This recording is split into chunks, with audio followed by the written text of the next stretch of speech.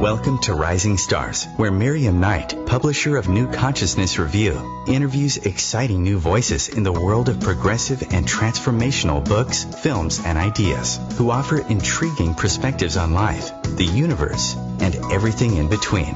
Join us as we celebrate the conscious awakening and explore many expressions of consciousness in action.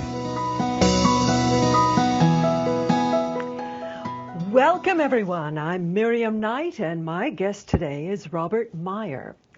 Robert is the Frederick H. Ecker MetLife Insurance Professor of Marketing and co-director of the Wharton Risk Management and Decision Processes Center at the Wharton School of the University of Pennsylvania. His work has appeared in a wide variety of professional journals and books, including the Journal of Consumer Research, Journal of Marketing Research, Journal of Risk and Uncertainty, Marketing Science, and Management Science and Risk Analysis. He is the co-author with Howard Kunreuther of The Ostrich Paradox: Why We Underprepare for Disasters, which just launched yesterday. So welcome, Bob. Thank you very much. You know, my listeners might be wondering if I've gone over to the dark side by interviewing someone who mostly helps big companies make more money. But you illuminate some fascinating aspects of human nature and behavior that really have much broader implications for society and our collective future. So I'm really delighted to have you on the show today. Well, I'm glad to be here. Great. Let's start with the title. Why did you call the book The Ostrich Paradox? Well, the book is basically about, if you really get right down to it, it's a book about why bad things happen to us. And typically it's the case when bad things happen to us, whether it's natural disasters or for families, auto accidents or whatever. People kind of often use the expression, well, the reason is that we bury our heads in the sand when we're faced with risk because we don't want to think about bad things happening to us, so we deliberately ignore them and don't really do as much as we could to prepare for them. But I was sort of thinking about this, and it occurred to me that actually that saying is a little really inappropriate because actually, as you know, some of your listeners might know, ostriches in fact don't bury their heads in the sand. They actually do quite the opposite. Even though they have these inabilities to fly, they have great adaptation skills to compensate for that. They're incredible fast land animals. They have incredible powerful legs, and they're actually kind of well adapted to their limitations. And so it struck me that actually that in many respects, one thing we can start to do as human beings to be better preparing for things is to be more like ostriches in terms of thinking about what are our own limitations as thinkers and decision makers, and try to adapt to those limitations rather than try to fight them. Yes, you certainly wouldn't want to get a kick from an ostrich. No, absolutely not. Your book draws very heavily on examples of natural disasters like hurricanes and earthquakes. How did you get interested in this area? Well, I grew up in South Florida, and down there, this was quite a number of years ago, where it's an area which is prone to hurricane risks. And actually, my dad was in the insurance business, and after we'd have a hurricane, he would drag me to work, and I would see kind of all the trees down and all the destruction that was around with it. So I became just kind of really fascinated with these extreme displays of nature. And then as I got older, I got interested in decision making, and which brought me into the field of marketing and thinking about how people make choices and so forth. So it just made sense to me to kind of link those two areas together and sort of and thinking about how I can use the knowledge that I have about how people make decisions rather than trying to figure out how to get them to buy more products. How can I can kind of use that knowledge to help people make them safer and do things that sort of positive ways to improve people's lives. And in this particular case, it was one of thinking about how do you get people to avoid mistakes when preparing for big natural calamities and so forth. Mm-hmm. Well, we can all look back on things that we should have done, in respect of any particular disaster, like people should have put up their storm shutters or evacuated or bought insurance. Right. So why do people tend to disregard warnings when they come through? Well, there's a lot of reasons for that, and that's in some sense is kind of the most purpose of the book is to try to kind of walk through the psychology of preparedness, or maybe the psychology of lack of preparedness. And there's a wide variety of reasons, and I think at the core is this idea that we have brains that have been evolved to deal with the mundane, or to deal with the kinds of circumstances we can encounter on a day-to-day life. Things like how to know how to drive to work, what foods to eat, how to get into conversations with people. We have these beautiful brains that are optimized to be able to deal with these very, very frequent sorts of common situations. But what our brains are not very well designed to do is to teach us or lead us to making good decisions for the events which are very, very rare, and but if they do happen, they're fairly catastrophic. And so often what happens is that then we start to use a lot of what we call heuristics, or little rules of thumb that guide our decisions. We start to apply those to making decisions about rare events. We're actually often these same heuristics which work well in most of life, all of a sudden can backfire and lead us to making very bad decisions when it comes to events which are rare. Mm-hmm. Give us an example of some of the heuristics that we use.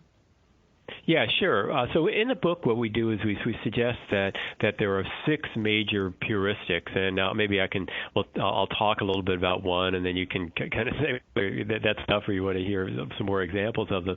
Like, for example, if I was to say that there's one heuristic that people tend to use, or one bias that people have, is that of optimism. And this is a great example of a tendency we have in the way we think, which normally serves us really, really well. We're just a lot healthier if we have an optimistic outlook on life. There's a movement towards positive psychology that good mental health means good physical health, vice versa, and generally it's good to be able to look on the bright side of life, to look at the good parts of people rather than the bad parts of people.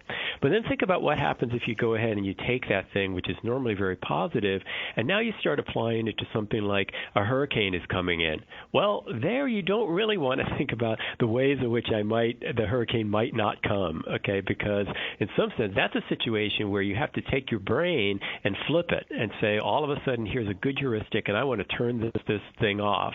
And now I want to focus on that there's a good chance that the hurricane is going to hit me. And so that's where we have to and that has to be the thing which guides our preparedness. Mm-hmm. But the one that you start off with in the book is amnesia. Where we tend to have really short-term memory of the bad things. That kind of moves over into the positive outlook on life, because you want to get on to rebuilding and the positive. But tell us about the effects of amnesia. You brought some really telling examples into the book, like the Bolivar Peninsula. Yeah, well, one of the things that happens is that a lot of these heuristics that we have, these biases, have, as I said, have a good evolutionary purpose and so forth. Like, for example, and I think there's nothing that's more fundamental, which is a great thing about life, is the fact that we have short memories for pain. And think about it. If people had long memories for pain, there wouldn't be people, because women would remember how painful it is to go through childbirth, and if they had perfect memory of what it was like, they might not do it again. So mercifully, we have short memories for pain. Yeah, and so mercifully, we have short memories for pain, which, as you said, a kid falls off his bike and scrapes his knee, and 2 seconds later he forgets about it and allows him to get back on the bicycle again. And so this is really a good thing. But unfortunately, when we have these very rare events, it's actually helpful for us to remember just how bad it was. So, for example, and I talk a lot in the book about natural disasters, but we can talk about this in all sorts of domains. Like often, typically what happens is when there's a disaster, whether there's a flood or a financial meltdown, or think about an auto accident where with teenagers texting and driving. Like generally speaking, like right after it occurs, when the emotional memory of what this thing was like was so acute, we immediately instinctively think about what we can do to prevent it from making sure it doesn't happen again. That people say, well, I'm absolutely never going to. Kids will never say, I've learned my lesson. I'm not going to text and drive. Or in financial regulations, everyone's up in arms and say we need to pass legislation to make sure this doesn't happen again. Or when people have experienced floods, the first instinct is to say, well, I've got to elevate my house. I'm going to buy flood insurance and so forth. But what happens is that as time goes on between these events, and by definition, a lot of time's going to pass because these are rare events, what we begin to forget is not the event itself, but we lose the emotional memory. We forget what it really feels like. And so everyone will remember the accident. Everyone remembers the 2008 meltdown. Everyone remembers the last hurricane that came through. What they tend to forget is what it really felt like to go through. So and you need to kind of have that emotional memory of what it really felt like to motivate the action. So as a consequence, you have a situation where as time goes on, all of a sudden people's memories of these things make it feel like, gee, I remember that storm, but now that I think about it, it really wasn't all that bad. And so there's a little bit just less urgency to kind of see the need to pay a lot of money for an insurance policy, or if a new storm is coming in, to spend a lot of money stocking up on supplies, that type of thing. And that could be it's another example of something which is normally quite good, but when you apply it to disasters, can be quite bad. Right. Well, that is the signal for our first station break. We are speaking with Robert Meyer, co-author of The Ostrich Paradox. Stay with us, and we will be right back.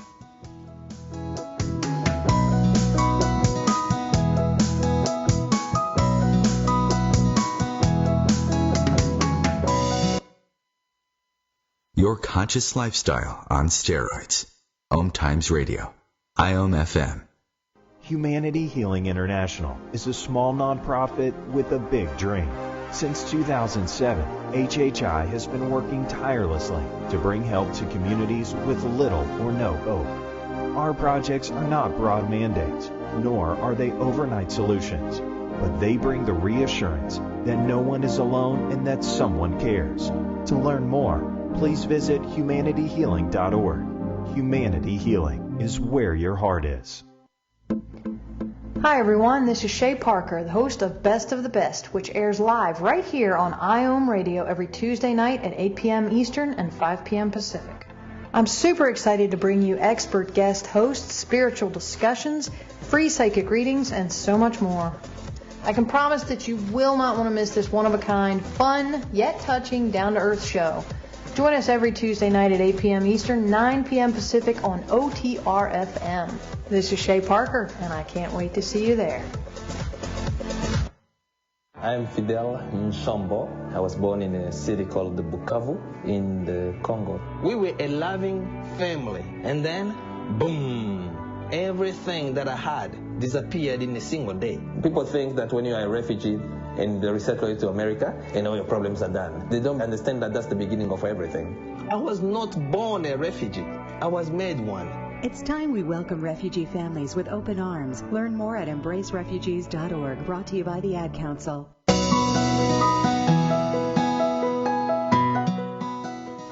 Welcome back. I'm Miriam Knight, and my guest is Robert Meyer, co-author of The Ostrich Paradox.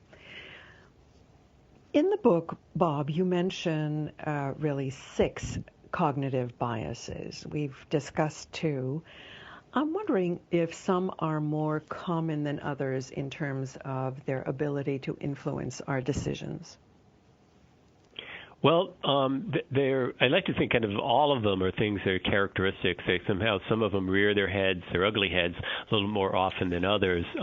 One of which, for example, we talk about is this idea of herding or groupthink when it comes to protective decisions, which in a lot of circumstances can be really harmful. And the idea is that often when it comes, because these events are very, very rare, that often almost by definition, we don't have in our brains really well-stored rules for knowing what to do. So as a consequence, what do we do when you don't really know what to do? Well, the fairly common thing is to go and look at other people and see what they're doing. So, for example, if in a mundane context, if you move into a new area, or let's say if you move into California and someone says, and you know something that this is an area prone to earthquakes, and you hear that you can buy earthquake insurance, and you look it up and you find out it's kind of expensive, how do you know whether or not it's worthwhile to buy it? Well, probably what you're going to do is go talk to a neighbor and say, hey, do you have earthquake insurance? And so as a consequence, one of the big factors that often drives behavior is, in fact, copying other people or imitation. And in some cases, that's really good. If there really is knowledge in the neighborhood or knowledge in the community about what's the right thing to do. Unfortunately, it's often the case that the people we're talking to don't have any better of idea about what to do than we do, so you can kind of have a crowd leading itself off a cliff. And one of the particularly tragic ways in which we talk about in the book that this occurs, as a really vivid example, is nightclub fires. We tell the story of back in the 70s, there was a Beverly Hills Supper Club fire, which actually didn't occur in Beverly Hills, California. It was in Southgate, Kentucky, outside of Cincinnati. And this entertainer, who probably some older people will remember, named John Davidson, was about to perform, and so people were crowded into the main room, and all of a sudden, a little bit of smoke began to kind of appear in one of the side rooms, and so a busboy came out on the stage and said, "Hey, there might be a fire in one of the next rooms. I think that you all folks ought to think about leaving." Well, but actually, the reaction you would think that people's reaction to like a fire warning would be to immediately race to the exits, and that's what causes all the deaths, because too many people try to leave at the same time. Actually, what causes it is people do the opposite. They don't leave right away. They sit there and someone's saying there's a fire, and you don't really know, is this going to be a bad fire? Should I leave? And I don't want to look foolish running out the doors when everybody else decides to stay, and all of this. So basically, these critical moments are lost when people could have escaped by sitting around and indecision, and it's collectively reinforced decision. So what happened in that situation is people waited for a little bit, looking for guidance from everybody else. Nobody moved, and then when the lights went out and the fire really did race over the place, then people began to leave to the exits, and by then it was too late. Mm-hmm. Yes, you mentioned the different regulations that should have been observed that weren't observed. Where do most policymakers go off the path when they are developing preparedness solutions? Well, often, policymakers. So it's one of the things is that you can say, the other thing that happens is I think that we have a tendency to believe that our government is looking out for us, and if there's regulations in place that the policymakers somehow are doing the right thing. Well, the policymakers are humans too, and they're no less immune to these biases and the mistakes as we are. So for example, in the Beverly Hills Supper Club fire, after the fact, it turned out that the place didn't have proper sprinkler systems. It was made of materials that were highly flammable, things that fortunately, today we at least hopefully would not find in most major entertainment facilities. But at the time, the reality is that people went in afterwards and said, well, how could you not have sprinkler systems? How could you not do this? How could you not do that? And then the answer was, well, it just wasn't the norm to have them. that the builders of the facility would go ahead and look to other facilities, and they didn't have it. So then they assumed that it wasn't something you particularly needed. So this groupthink kind of keeps reinforcing itself. And then the other problem that you have is often with policymakers, often they do a bad job of thinking about how to communicate risk to people. So if you think about it, like when you get a weather warning, who are the people that are designing the weather warnings? Well, typically they're meteorologists and they're scientists, and they're very, very different than you and me in terms of how we think about disasters and so forth. So often they'll communicate warnings, but in a way that's not really helpful or understandable, of course. Yes, I noted that you illustrated different ways that you could couch the very same statistics in ways that would be more meaningful to people and they would be more likely to take action. Can you give us one or two examples? Yeah, sure. A couple, like for example, one thing is that's always a problem with very rare events. People are just really bad at dealing with probabilities to begin with, or the likelihood that something's going to occur, and particularly when there's very small probabilities. And so, for example, it used to be the case. Well, in fact, it still is the case that often that when people communicate flood risk, they'll say something like, "Well, you're in an area which has a 1 in 100 chance of having a flood." Okay, and then they kind of hope that from that you'll draw the conclusion that that I should get flood insurance. Well, for most people, that 1 in 100 doesn't mean anything, or it just seems like a number that I can pretty well ignore. Like, what does 1 in 100 mean? Few of us end up living to 100, much less living in a house for 100 years. So I think there is only going to a 1 in 100 chance. Sounds like something I ought to ignore. Well, on the other hand. But if you go ahead and you take that same number and you phrase it in a somewhat more meaningful way on metrics that people kind of naturally understand, then all of a sudden it's something you can act on. So, for example, that same 1 in 100 number is the same thing as telling somebody that over the course of a 30-year mortgage, which is now that's something everybody understands, there's a 1 in 4 chance that you'll at least have one flood during that period. And all of a sudden, now you're talking about bigger probabilities over a meaningful period for over which people will live. And now, at that case, it becomes something which people can understand. And all of a sudden, people will look at that and they'll say, "Oh, wow! While I'm living in the house, a 1 in 4 chance of getting a flood. That's I don't know if I want to run that risk." And so, how do what can I do maybe to insure against that? Mm-hmm. And the other point that I really resonated with was your mention of something called cognitive dissonance, where you're feeling that, yes, there is a danger coming, and there might be a whole range of preparedness actions that you should be taking. So if you take just one, let's say there's a hurricane coming and you stock in food, then the irritation of the warning reduces because you've done something, but you really haven't done enough. Yeah, so this is part of what we generally call like a whole class of biases called simplification biases. And what our brain is kind of really oriented to do is look for ways of easy way outs. Given the choice between thinking about complicated things and looking at lots of information, our brains are kind of optimized to get the job done with as few thoughts as possible, saving mental energy. And one of the ways, usually that's a good thing, but one context in which it can be bad is when there's lots of when we're preparing for a disaster or preparing for anything, there's lots of different things you need to do. And so often what will happen is if we go ahead, as you indicated, take like one of these steps, almost instinctively what our brain says is, hey, you've taken care of it. Okay, and it kind of forgets the fact that you really need to do a bunch more. So for example, why this can potentially be dangerous is that if anybody has sort of lived in either you name the hazard, whether it's wildfires or earthquakes or hurricanes or whatever, often the emergency officials will give people preparation checklists.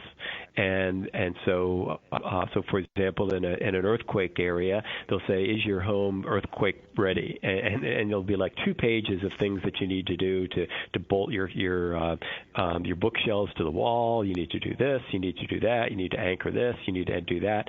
And as a consequence, what happens is that those, in some sense, to be truly earthquake proof, you kind of really need to do all of those things.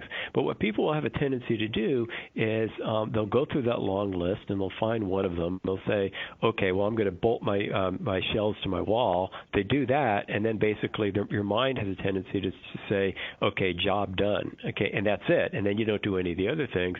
So when an earthquake does come, all of a sudden you do suffer a lot of damage because you didn't do the multitude of other things. So one of the things we recommend is to say, well, given that this is how people are a bias that they tend to have or a mistake that they tend to make, don't give people like 20 different things to do. Say, given that we know people are going to make this mistake, have preparation lists that say, look, if you're going to do one thing, do this one thing. Okay, so at least we got everybody making sure that the one thing that they do is the most important thing. Okay, and then the second down from that is to say, okay, once you've done that one, here's the second thing you can do, and the third thing you can do, and so forth. Kind of Pareto's principle. Yeah, exactly. And for example, this is it's a tactic which is increasingly trying to be used in the area of energy conservation. That often people you think about what can I do to manage my household so that I use less energy. And so often you'll get there's a million things you can do. You can turn off lights. You can do this. You can do that. Well, often the danger is that people will do kind of maybe a low effort small thing. And then all of a sudden they think that they're saving energy because they unplug a couple devices when they're away for a couple of days. Well, mentally they're thinking that they're being good in terms of energy conservation, when in fact that's not actually a very useful thing to do. And so a lot of the attempts to inform people is to say, look, if you're only going to do one thing, if you only have time to do one thing, this is the one energy conservation measure that gives you the most bang for the buck. Let's get everybody to do that one thing. Then we'll worry about getting them to do the second, third, and fourth things. Mm-hmm, mm-hmm. And you go into some really practical steps in your book that we're going to be covering in the next section of the interview.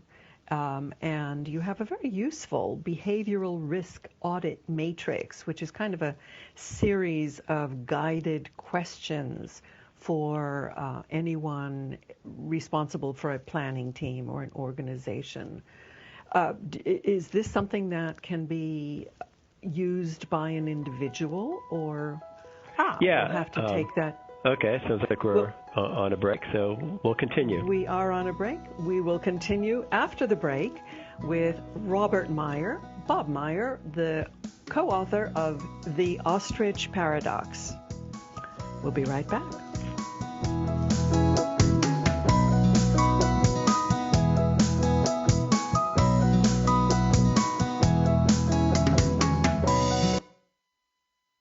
Free your mind with OMTImes Radio, IOM FM.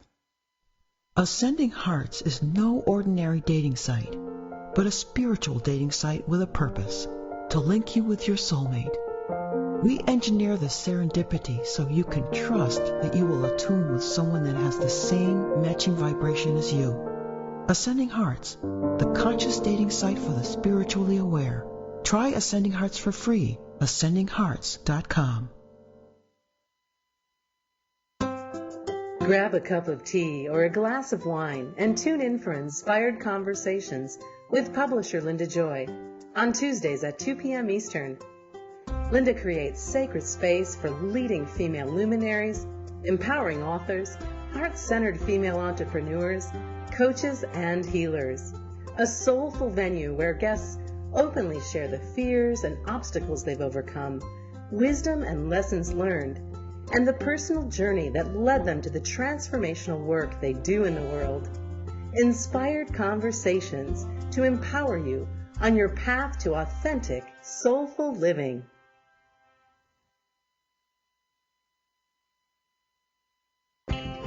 Sparky the Fire Dog here. Make sure your family has a fire escape plan, and they practice it twice a year. One important thing to practice is get low and go.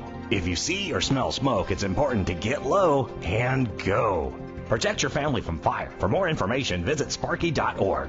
We want to keep you, your family, and your community safer from fire. This message brought to you by the National Fire Protection Association and your local fire department. Visit sparky.org.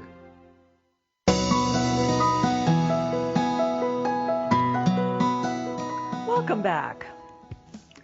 So, Bob, we were talking about what can the individual do in these circumstances. I mean, you say that they could follow the recommendations that would give them the most bang for the buck, but that presupposes that there are people out there thinking about how to present this hierarchy of recommendations.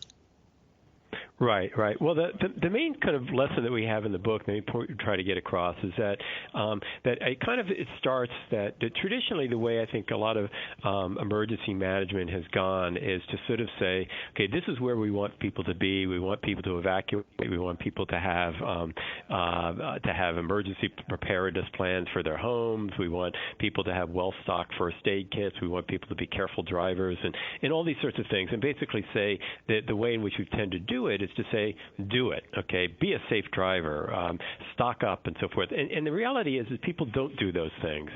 And it's not that the people are bad or that they don't intend to want to do these things. It's just that we have our brains just really aren't designed in a way that will naturally allow us to make those sorts of decisions.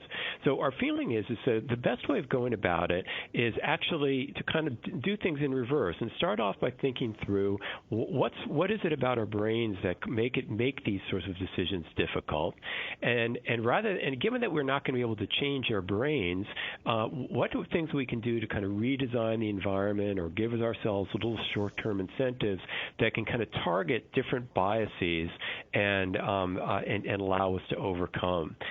So the example of the checklist is one as given that we know that people aren't going to do 20 things or are not going to go through a checklist that has a large number of items on it, design a checklist that only has one thing on it. Okay, and so that way people can think as they naturally would and are led to sort of better behaviors.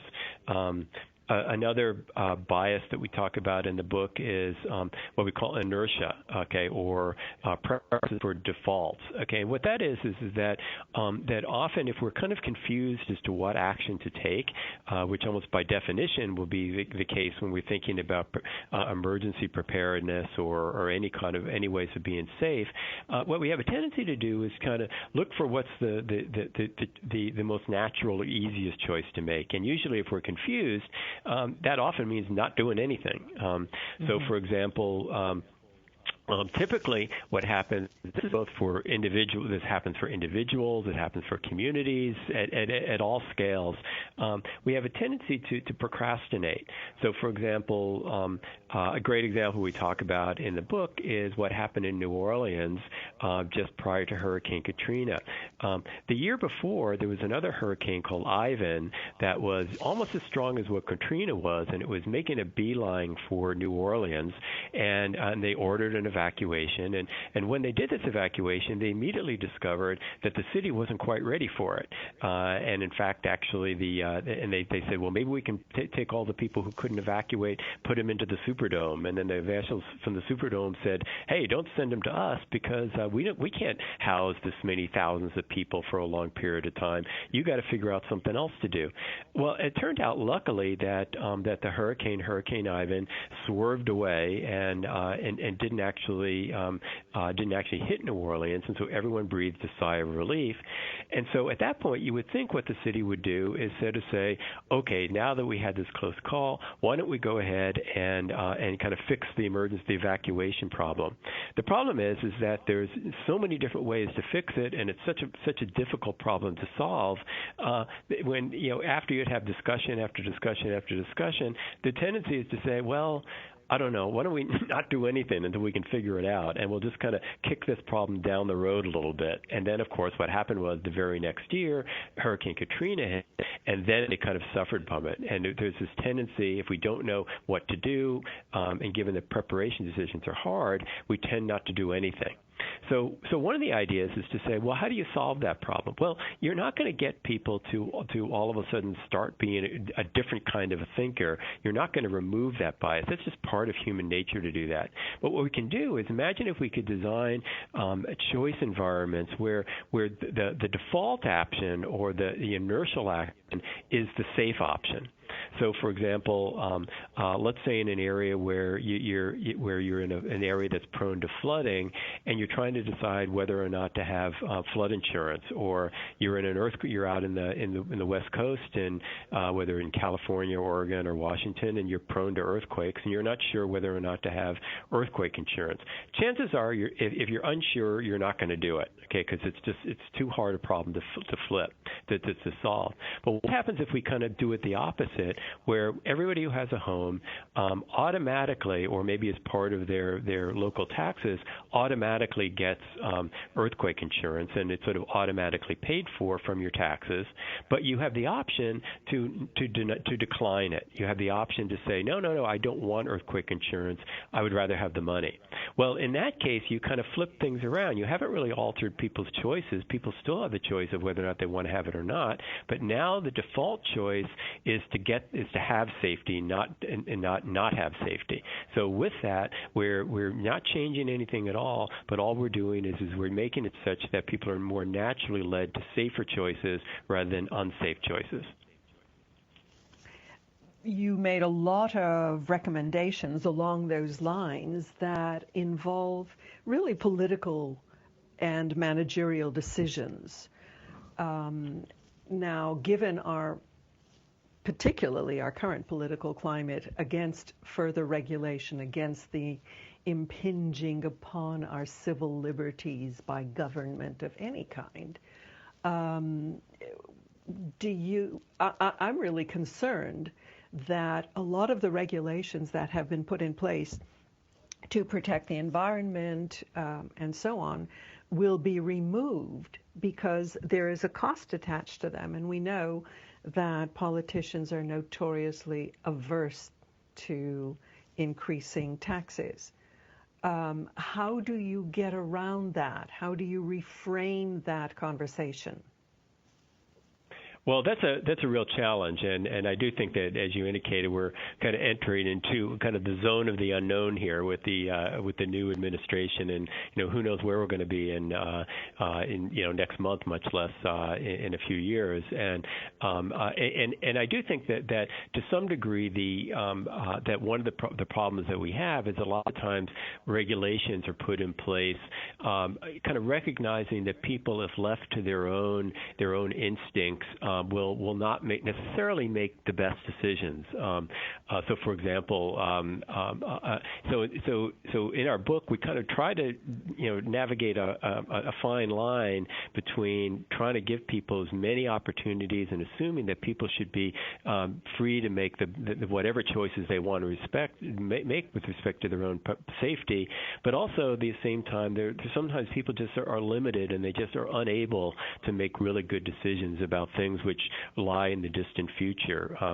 Just in the same way with when we're raising our kids, we just don't let them, we don't let little kids drive cars and that sort of thing. It's because we just recognize there is that limitation. So, for a good example where sometimes governments do have to jump in is building codes or safety codes, where if you let people build their own houses, people probably aren't going to build very safe houses, and we need to jump in and say, look, we'd love to have you build your own house, but this is a situation where, like it or not, you're probably not going to do a good job, so we're going to put these regulations in place. And also people don't have their own control over their houses, and so it protects them from builders who are trying to cut corners and that sort of thing.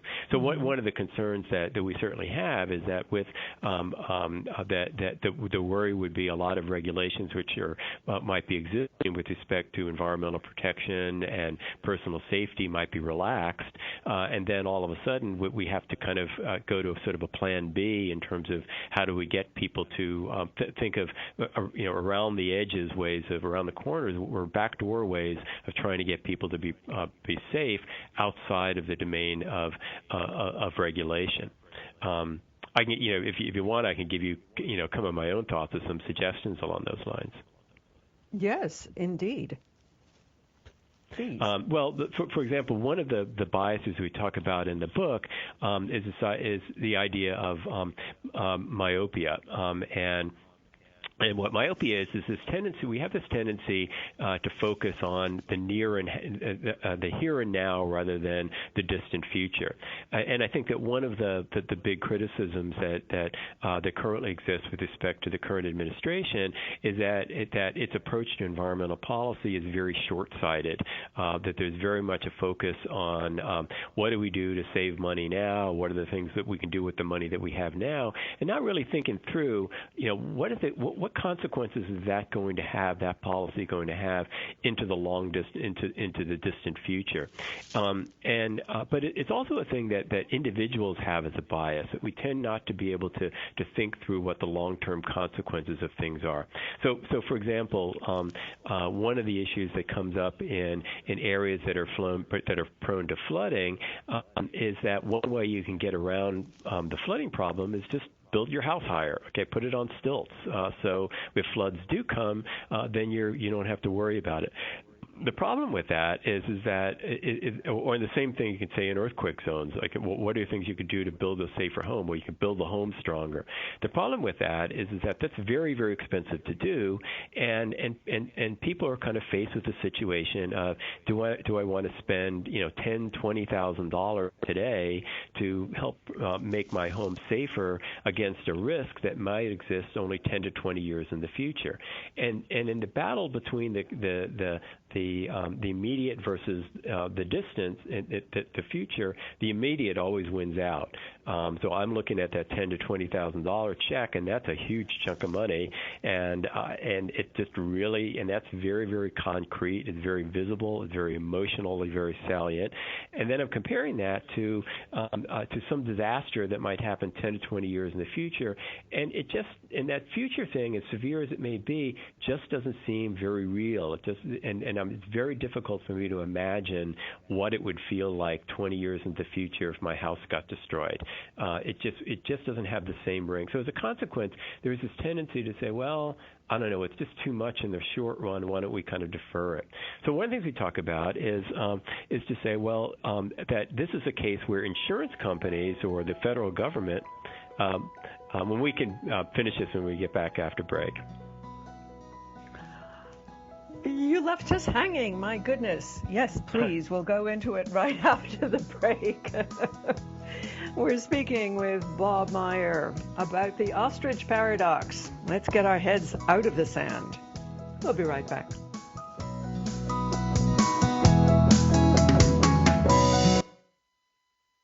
Bringing you the best of the conscious minds in the world. OMTImes Radio, your conscious lifestyle on steroids. Being a radio host on IOM-FM allows you to build your show on a rich platform with the power of the internet to fulfill your outreach goals and connect with a very specialized and global online audience, unlimited by time and distance. OMTImes Radio will provide you with web relevance, a recognizable conscious brand, and with the standard of excellence that has accompanied every single OMTImes endeavor. Host your show with OMTImes Radio Network. Today, my new dad threw a barbecue. I burnt everything. Ah! And then we played catch. I broke Mr. Lewis's window. And then, somehow, my hand. My hand! And then my dad even let me drive his car. The hospital's on the right! It was a rough day. It was a great day. You don't have to be perfect to be a perfect parent. Thousands of kids in foster care will take you just as you are. For more information on how you can adopt, visit adoptuskids.org. A public service announcement from the U.S. Department of Health and Human Services, Adopt U.S. Kids, and the Ad Council.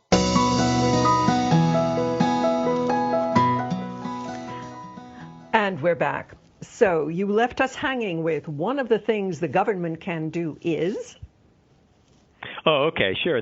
So one of the problem we were talking about was that people tend to be kind of short-sighted, and it's because of their short-sighted. It's one of the big barriers to making investments up front in terms of building safer homes or taking any sort of action like that, when the benefits from it kind of lie in the distant future. And so, in the example of say building safer homes for earthquakes, it's very expensive to do it, and the benefit lies downstream. And so, as a consequence, given that battle between the short term and the long term, the short term always wins out, and people say, I don't want to spend the money, even though they kind of acknowledge that there's some benefit down the road. Well, it's a bad situation. It's not good for the person necessarily to do that, but also it's not good for other people. So, for example, that if they don't have the protection, then it's the government or taxpayers have to kind of pick up the pieces down the road if the house gets destroyed, or the mortgage lender for the family. Suddenly now they're sitting on property which down the road, if a disaster happens, doesn't have the value that it did before. So in some sense, you have all these different parties, and they're all suffering because of this person's sense of myopia. Well, one way you can kind of fix that pretty easily is to say, well, why don't we have, if the bank really cares about what happens 20 years, have a thing where improvements to the house are spread out over time, where the bank gives you kind of a very, very low interest loan to basically to make the house safer through structural improvements, which spread the payments out over time. So in the short run, it doesn't seem like you're really paying anything for it, and yet you're getting the work done. And then so then when the disaster does occur down in the future, you're already well protected. You also mentioned some initiatives by the government that kind of surprised me, where the government, instead of paying individuals to rebuild their homes, actually buy the lots out and encourage the individuals to rebuild elsewhere outside of a floodplain or a tectonic fault line. So how is that working?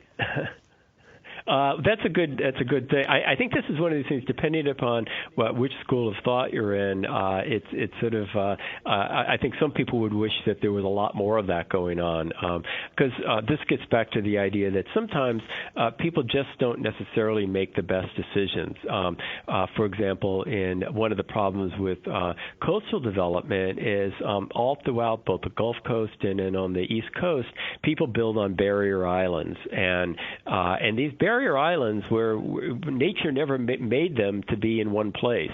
They're just depending upon the way the currents are. They come and go, and also as we're facing a warmer globe and with rising sea levels, a lot of these barrier islands are going to be underwater, and maybe as soon as 20, 30 years from now. Yet people are building houses on them, and this just doesn't. For a lot of people, this just doesn't make any sense. And what people need to be kind of doing is kind of adapting to this new climate that we're facing, and don't build on areas which really are never meant to be built on. So in some cases, the government has had resources given to it that have realized that, hey, it's just a lot better for people, rather than to rebuild when their house was destroyed in a certain area, go ahead and just buy up the land themselves to make sure that people don't make the same mistake again. Now, unfortunately, how extensively that whether or not that's going to those sorts of policies or that kind of mindset will continue into the current administration is a big unknown at this point.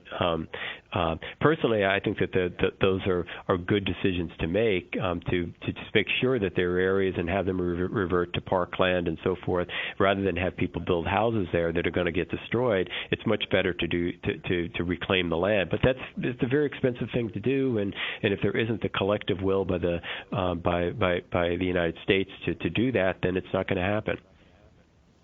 Well, we realize that it needs a kind of consensus or collective will. You're from one of the august universities in the country. The Wharton School of Business is very highly regarded. What are you and your colleagues doing in terms of future thinking to influence the people, the policymakers who matter, to take this seriously and to make the kind of incentives you're talking about available to change human behavior? Well, one of the things is we try to do is one of the messages that we kind of keep coming across is we try to apply the principles of our own book or the principles to the way in which we communicate with politicians. And one of the biases we talked about before is simplification, that if you give somebody 50 different reasons or 50 different things, so we kind of tend to focus on single messages, and I think the message that we really focus on in dealing with politicians is short-sightedness. That if we could simply get politicians to realize, look, you need to look long run. That there's this tendency to say that environmental policies that restrict that allow people to kind of build whatever they want wherever they want to go and that don't control environmental emissions and all this sort of stuff. Sure, it's good in the short run, but basically, you have to be thinking long-run consequences, long run. And then we try to attack it from different angles. Often sort of the moral appeal to say, hey, you should be thinking about future generations. Sadly, as I say, that's not an appeal which necessarily resonates very well with certain politicians. And so in that situation, you say, well, what's the metric that does matter to you? Is it money? Okay, well, in a lot of these circumstances, we are talking money by going ahead and letting people build houses wherever they want to build them and so forth. Eventually, down the road, the government's going to have to pay for this. Is there a cost to for example, climate change is something which has sort of dropped off the agenda of the new administration, and our point of that is to say this is just economically it doesn't make sense to ignore this future threat because you're basically maybe saving a couple dollars now, but you're basically you're giving future generations a huge bill to pay in terms of that they're the ones that are going to have to pay for the recovery as coastal cities start flooding due to sea level rise, and these are massive costs that are down the road, and one would think that even for the most conservative mindset, dollars and cents appeals ought to be something that's worked. So we're constantly hitting on this idea of to try to think long term, and then if we can be halfway successful in that, we're kind of optimistic that we can forge a sort of a societal norm of safety that we all should be thinking about the future, not just thinking about today. Indeed. And you give a very good example of incremental steps that one could be taking now that would have the cumulative effect of really providing us with protection down the line and spreading out the cost of payment over decades instead of having to deal with a disaster all at once. Right. And you talk about it both at the individual level and at the societal level. Yeah, and I think that most of the book is about small steps that we can think about, little things we can kind of do at the margin. And the theme that we keep coming back to over and over again in the book is this idea that we should start thinking about the reasons why we make mistakes and kind of understand what they happen to be. And once we kind of know that we're prone to making these mistakes, then we're taking the first step towards making sure that they don't happen again, and accepting the fact that big incremental changes are very difficult to forge. Anything that costs people a huge amount of money, they're just not going to undertake. And so we kind of look for things around the edges. Like as an example, and we do a lot of the examples we do talk about are in the areas of governments and policy levels, but we also kind of think of what are things that individuals can do and how can individuals become better self-psychologists in terms of their own disaster preparedness. That, for example, the story that we tell to start off the book is a tragedy that happened during Hurricane Sandy in New York when a young mother was was at home with their two small children, and her family, rest of her family, they lived in Staten Island, and her rest of her family was away in Brooklyn. And at the peak of the storm, all of a sudden she became scared, and she put both kids into a minivan and tried to drive them over to Brooklyn. And they drove along a coast road, and the vehicle got stalled in floodwaters, and she tried to take the two children to wade to safety to some houses she saw in the distance, and a big storm wave came in and took both children from her arms, and she lost both children. And I remember reading that story. It gave me a great motivation for wanting to write this book and asking, what are things that we can do, or families can do, or societies can do to make sure that tragedies like that don't ever happen again?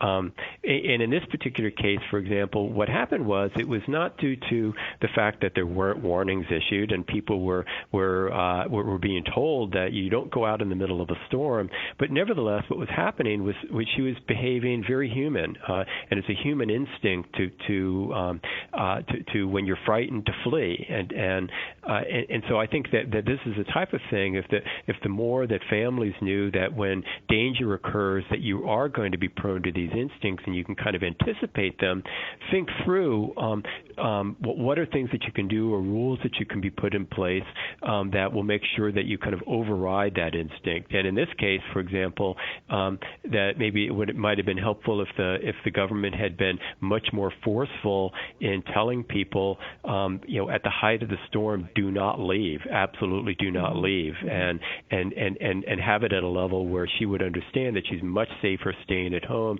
even if the lights are out. She would be trying to get into an automobile. Well, there have to be some wise heads out there making these policy recommendations. It's interesting how you're... Yeah, and our hope is I think our hope is...